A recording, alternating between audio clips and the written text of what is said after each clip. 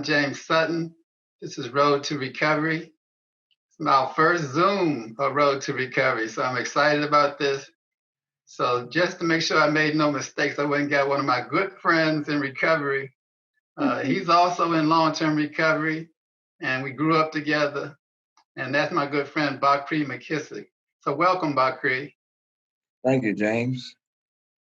So Bakri, we're going to start off and just qualify a little bit, let people know a little bit about people in recovery like us. So how did you get into recovery? It's a long, long story. It goes way, way back. Give us the short version. Okay. Basically, I got arrested in 2000. I was for prescription fraud, and I did a 90 days in Fairfax County Jail. And then when I got out of there, I think I had just had enough, man, and I reached out for help. And I called some family members, and they said we could see if we can find you some long-term treatment, and really that pretty much started the process. Pretty disenfranchised, pretty limited social skills or mainstream skills, and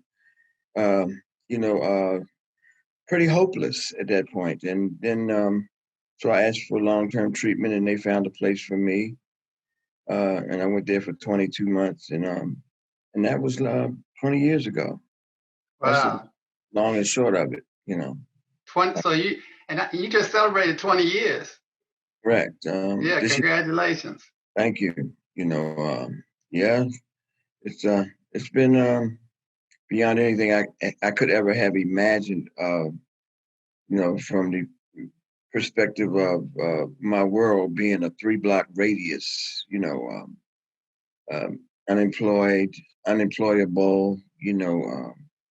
Ripping and running all the time, and pretty miserable lifestyle. So I have a lot to compare. It with. Been on the same job for the last 17 years. It started out as a job and it's turned into a career.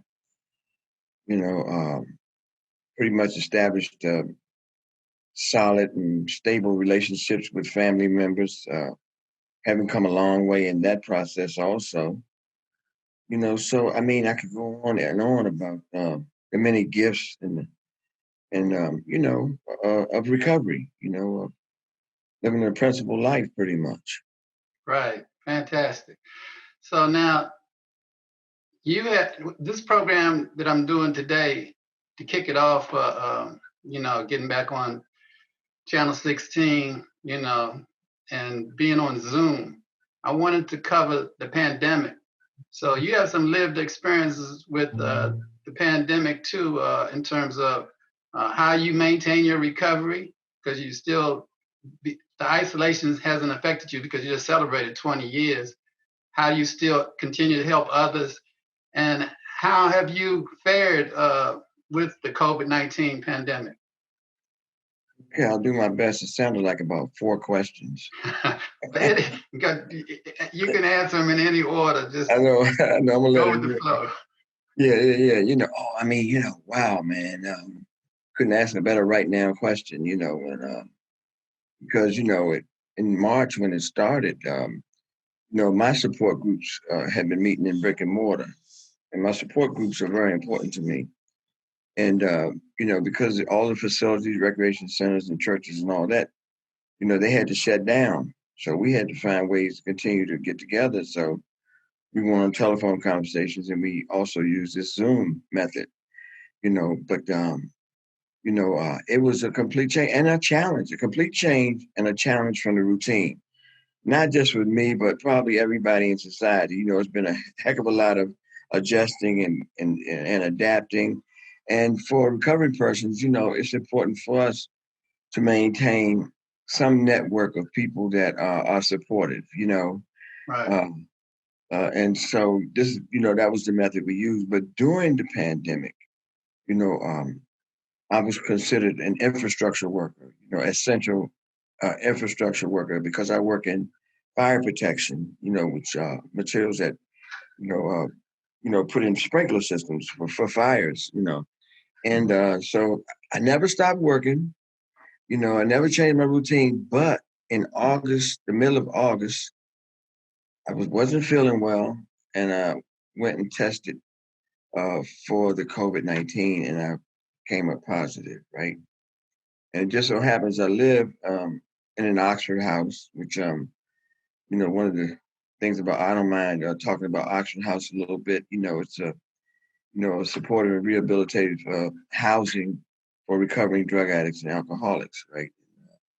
It's been sort of my niche throughout my process. And the good thing about it is there's no duration on how long you can stay there as long as you pay Right. your fair EES. And so not just me, but like four out of five of us ended up testing. So we quarantined and we got better, but it was very, very isolating. Just so glad that I had a, a, a solid foundation of recovery, right? That I could, I use many cliches, many prayers, many paradigms to help me make it through. And like I said, family members and other support members, other group members, they, man, they stepped up to the plate in helping me to deal with that because it was very scary, for the lack of better term, better definitions.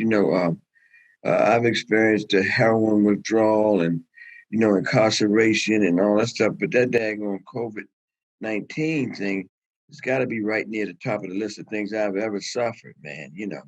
So yeah, but by the grace and mercy of a loving God, I'm back on the beam again. I'm back at work, did all the stuff. And I just want to say this before I finish on this. It's because I am a person in long-term recovery that I've been able to develop some skills. That I've learned how to face adversity and do things like that. That I was able to get back. That I was able to make all the appointments and do things that I needed to do with the freedom, right? To be able to do it. And like I say, I'm back to work now. I'm back to, doing what I do, for the most part. Great, great. So I'm glad to hear you're getting better, and I'm glad to hear how the guys in the house, are they also returning to work, or anybody really any fatalities? I know some people that worked in treatment centers that actually passed. Yeah. I mean, we are blessed here. Actually, all of us got better. Great. We all retested, right? It was like you would have thought it was the 4th of July when we got news that we were negative again. You know what I'm saying? Right. It was like certainly one of those, I mean, gratifying moments, man. To have been through that, it was the best of news, and we learned so much. We learned so much about ourselves, and we learned about the virus. Comparing symptoms, and symptoms varied, man. I mean, one of us, man, he had a little stomach issue. Just a little.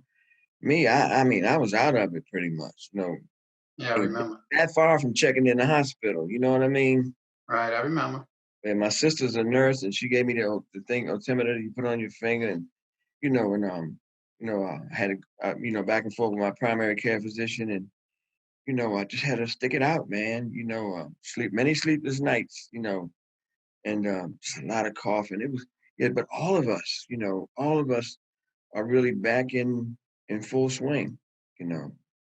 That's a great story. I was on I was in a mutual aid meeting last night, and it was a lady talking about uh, uh, her. She tested positive. She has COVID currently, and she was talking about how Zoom is really helping her because while she's in her bed sick, she's able to connect through Zoom. So it's really helping a lot of people that are really isolated, not just isolated because of the pandemic, but because they tested positive. Right. I certainly couldn't agree with her more. I just recently lost in the last couple of weeks a good friend of mine, and that was a long-term person in long-term recovery also, and they're holding a candlelight for her this Sunday. But yeah, man, it's a lot to be grateful for. You know, uh, my family, they still joke about how, you know, they were very supportive. They were bringing stuff by here and food and stuff, and they had a way of putting it on the porch, and then they would run. I sent food to you one day, I think. You sure did, yeah, yeah. And she put it there and ran too, stayed outside and waved. Right.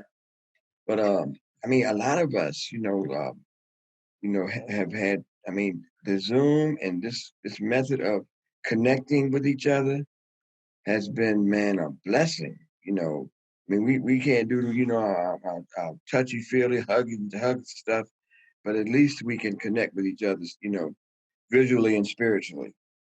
You know, that's what I would say to that. Right. So let me ask you this, because a lot of people who are not in recovery, um, they don't have necessarily a program. You talked about the benefit of having a program where you learn spiritual principles.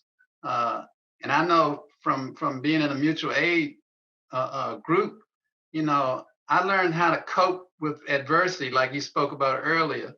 And during the pandemic, I felt more equipped and had a stronger foundation to be able to weather the storm than a person who hasn't had any kind of exposure to coping skills.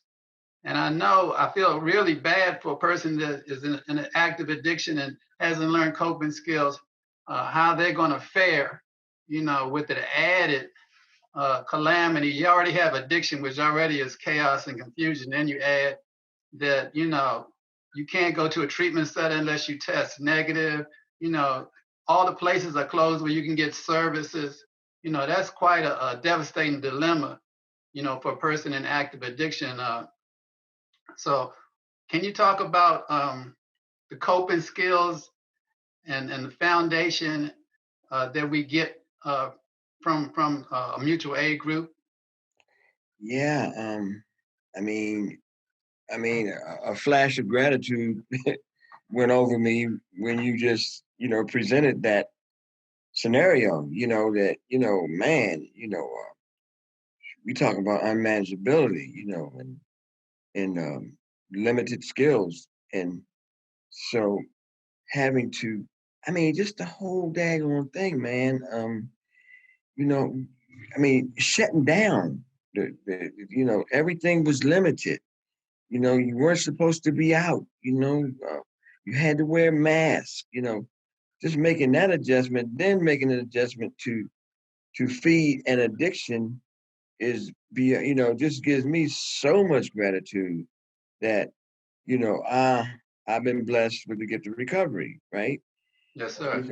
Yeah, I can only imagine, James, and I have a good idea, because my quick fix and my quick solution was that just one more hit or one more smoke will solve anything, right? And that's how I Right. probably would have processed the pandemic, if I was still in active addiction. But all of the inspiring words of encouragement, things that we learn, uh, sayings that we learn, developing a prayer life, man,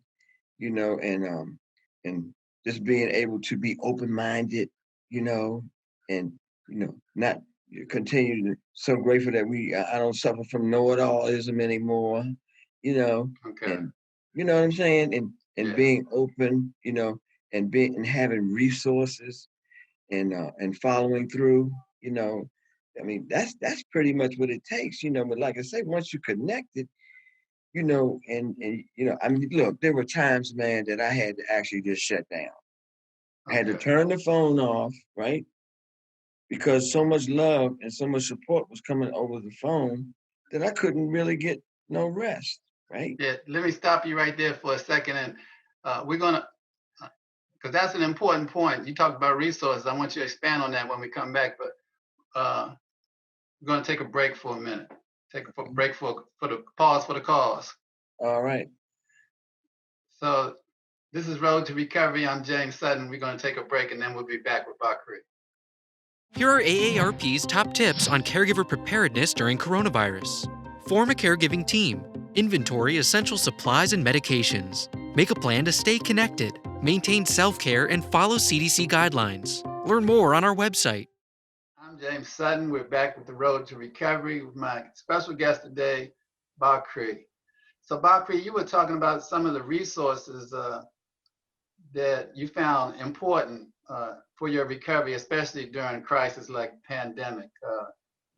And the last thing I think you were talking about was having a supportive network, how important it is to have a network of people that are working on the same thing that you're working on, which is long-term recovery. Do you want to highlight any other tools of a mutual aid group that you've picked up along the way, or any other tools that you picked up from the recovery community? Well, most of it's, just, that have really become a part of who I am, right? It's not so much done with intellect as it's done with the heart, right? Okay. I'm saying that meaning that, intuitively, when we are put in situations, it's pretty much a routine that we follow, and it's basically just to get connected. I mean, you were one of the first persons that I alerted when I came up with my illness, and your reply was, what do you need, right? And you're just one of a host of many others, right? But I'm just saying, the thing is that we have sayings like nothing lasts forever. This too shall pass, right? And we learned some terms like perseverance, right? And like just giving time some time and different things like that. And a prayer life, that, we can go to and trust and believe that if we have a creator that was so gracious and merciful and loving and caring to pluck me from the gutter 20 years ago without my permission, without my wherewithal, without my, without my, like I said, without my permission, and put me somewhere because I don't have what it takes, right? To I'm learning, but I don't have what it takes to think my way into a new way of living, right? Right. So I have to live my way into a new way of thinking, right? So the thing is, most of what I learned is a lot of times is please don't listen to myself, right? Because I'll tell myself that I'm worthless, nobody cares, and and then I'll be off into some isolation or somewhere like that. Okay. And isolation is where I don't want to be. But like I said, reaching out, spiritual principles, some honesty, some open-mindedness, and main thing, just like I said, just realizing that, after that initial rescue from the Creator, man, it's probably, I I don't feel there's anything I can't get through, Okay. as a result, So that's basically it. And then the resources, like that was kind of something we were discussing Yeah. also, right? Yeah. What Was are that the resources? right? And I'm saying I don't have to really, I almost jumped out there to try to come up with a whole lot of, profound stuff. But it was very simple. Simplicity a lot of times is the key in this whole deal. Okay. Sometimes it's quite common that, we'll miss the simplicity of things because I'm way off thinking there's way something blown out that's really nothing. And it just came down to loving family, loving friends, a doctor that I have a rapport with, and some guys in the same that were suffering the same thing that I was suffering. And that's pretty much it in terms of resources. I'm going to say, because of your 20 years in recovery and your foundation, you learn to follow simple direction. I couldn't agree with you more. that's Yeah, that's huge with recovery, right? And absolutely. it's difficult for us when we're so hard-headed, right? Yeah, We can be very arrogant. and Everybody, really. and self-will. Self-will, exactly. Yeah. You know. So that's pretty much been the journey, man. Like I said, I have a lot to compare it with, man, because I'm a person, man, that got involved with addiction at like 14 years old, Okay. right? And I grew up, I could probably be described as a man child in the promised land, that, and the promised land is this old, thing that, Yeah. Claude you know, McKay book. Yeah. yeah, Claude Brown wrote, right? but it just describes a better condition, from the South, and I'm saying I got ripped off pretty much by lifestyle in the beginning, made some, things were impressionable in the street life, back then, Right. Yeah, you me know, too.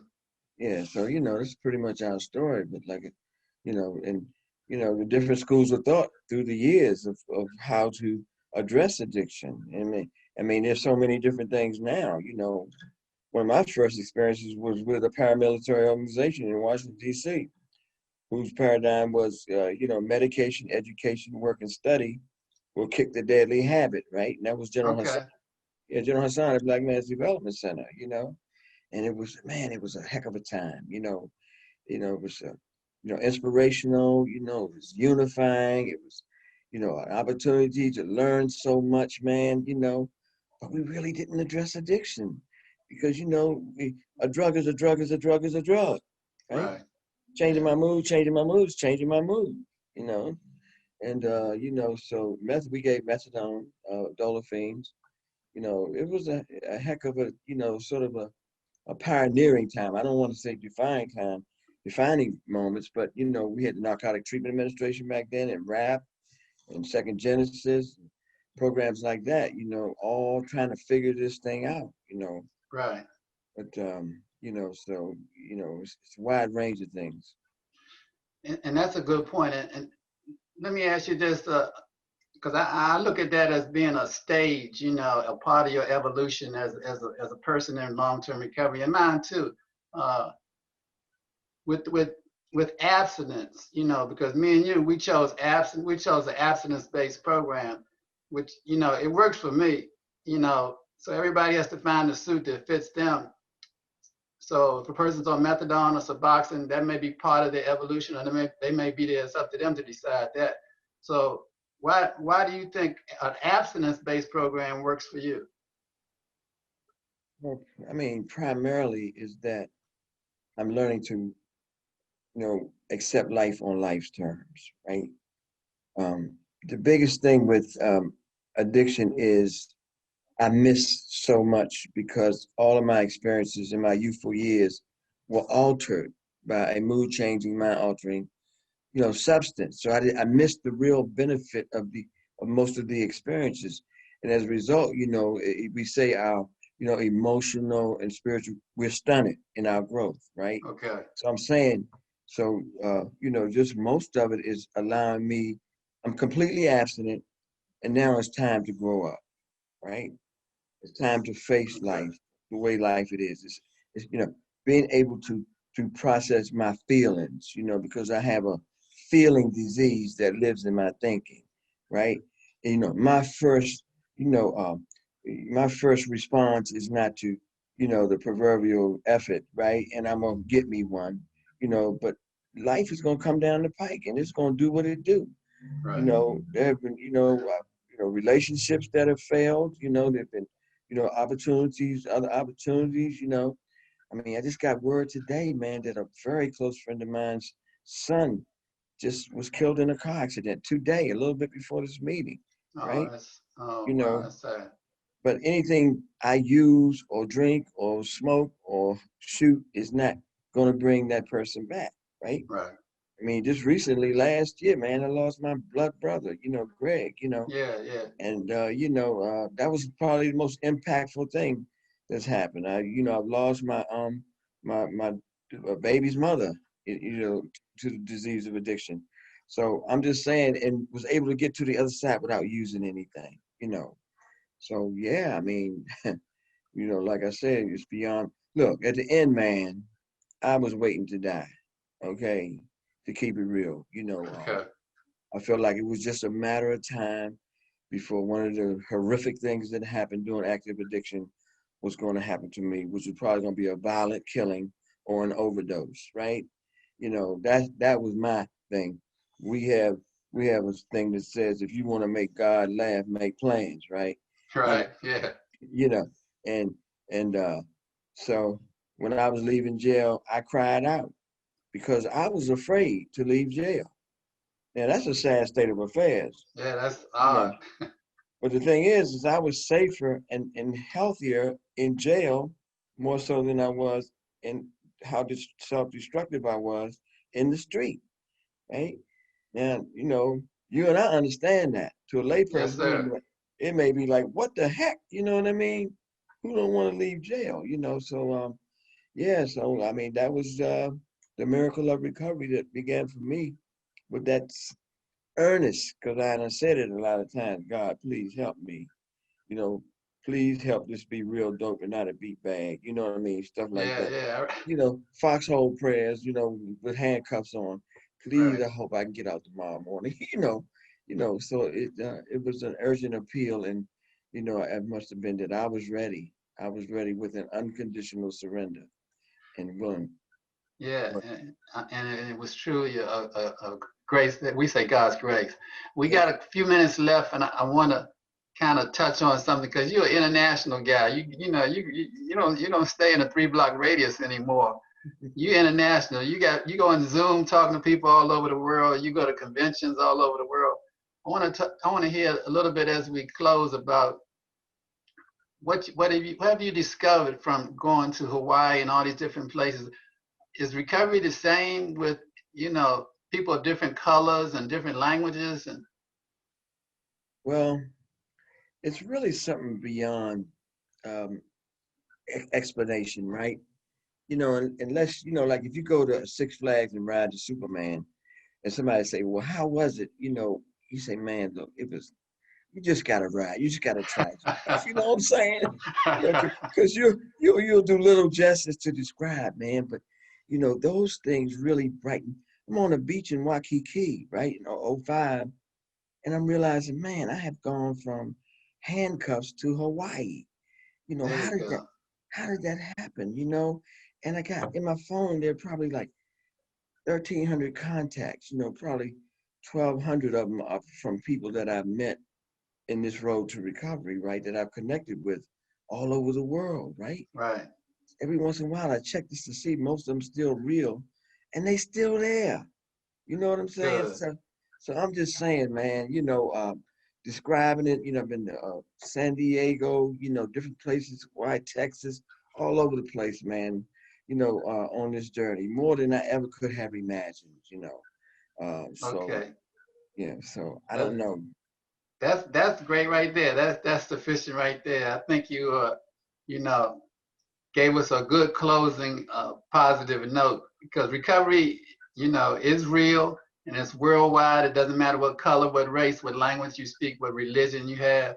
Uh, Recovery works, and people in recovery now are advocating for themselves, and that's what this show is about: eliminating stigma by putting a face on recovery Yeah. and letting the public know that we do recover, and it's a community effort. We all need to be involved in the recovery process. Welcoming our neighbors home from treatment centers and supporting them in Oxford houses like you, and whatever their needs may be. So I think that's about the end of the show. Thank you so much, Bakri. Thank you for having me. It's been a blast. And today our guest was Bakri Mckissick, a guy in long-term recovery, one of my best friends, and my best friend, really. I think I'm in his room right now in my house. He has a room in my house. And this has been Road to Recovery. I'm James Sutton, and I'll see you on the Road to Recovery.